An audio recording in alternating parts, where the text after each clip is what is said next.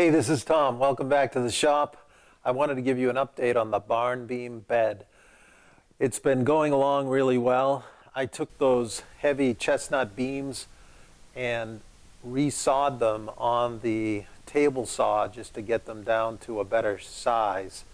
And that was quite a process where I had to get those heavy beams up on there and rip them apart and find out where the really good material was.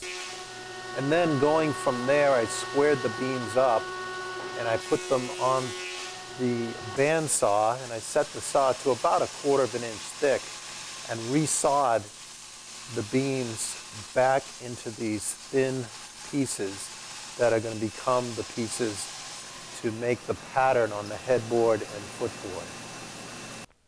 So here's where I'm at. I've got just a pile of material here. These are offcuts, and this is one of the rejects or parts that didn't actually make it onto the bed. But all of these are offcuts from the making the pieces on the bed.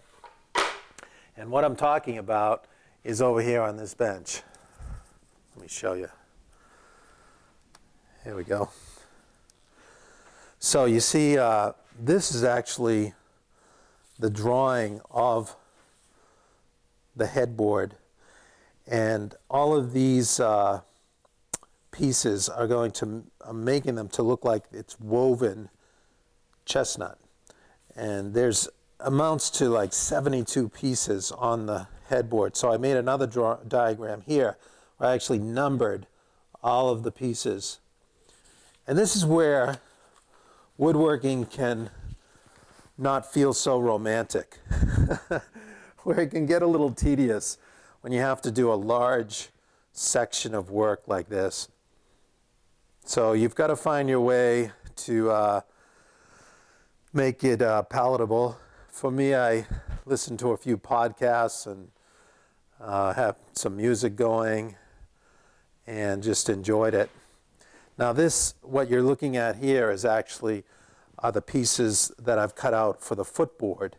And each one you can see is numbered. I've got a large number on the back so I don't get confused and cut it out wrong. You can see how thick they are. They're just between 3/16 and 1/4 inch thick.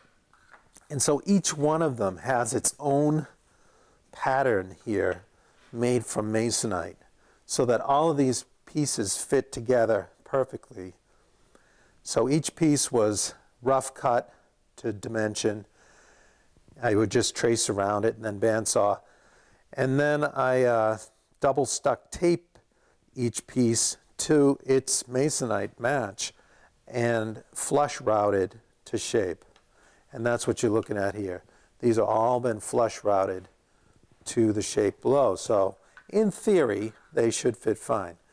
Now you notice how the grain is running this way, and then this one adjacent to it is running the other way. That's so that I can create this woven pattern. And my plan is to slightly dome each piece so that it actually looks rounded this way. So when it's butt into the cross piece next to it, it'll look like it's diving down and actually appear to be woven under.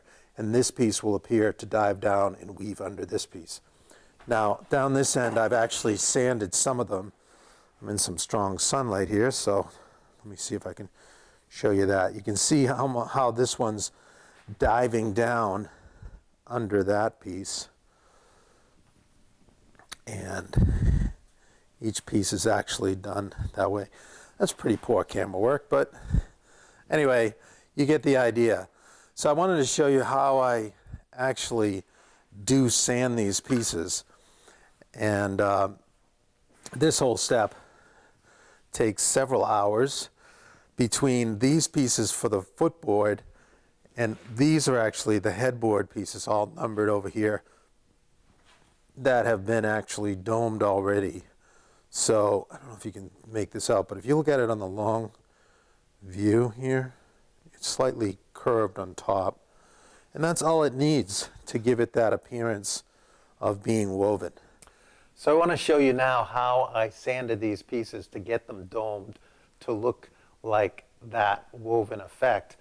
And you'll notice that on my hands I've got numerous tape and little band-aids where my fingers may have scuffed a little bit, but that now they're mainly to protect because the sandpaper is running by and I'm having to hold these fairly thin pieces of wood to create this domed shape. So there's only about 144 pieces to do this with. It's one of those things where you go, what have I gotten myself into? But I do believe the effect is going to be very dramatic and unusual.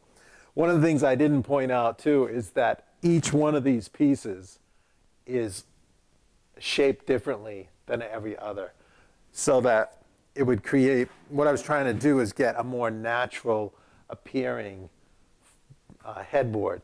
So there is irregularity to the shapes, and just like it would occur naturally if you were to weave some kind of fabric or the old ash woven baskets and things like that. So this is the first step, to dome them, and then we're going to actually texture these panels to appear even more interesting. So let me show you right now how I created the dome with the sandpaper and my messed up fingers. So here's the setup. I've got a 6-inch wide sander here, and it's a 24-inch belt. And here's number 30 of my pieces. And I'm going to dome this face side always in line with the grain to give that appearance of diving under. So here I go. Turn on my dust collection.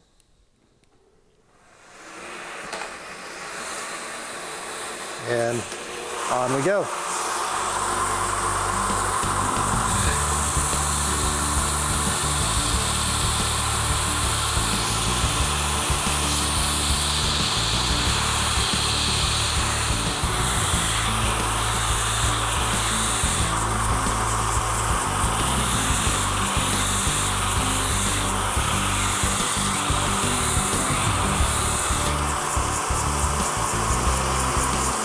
That's looking pretty close. I just do this by eye till it gets a little less than an 1/8 inch.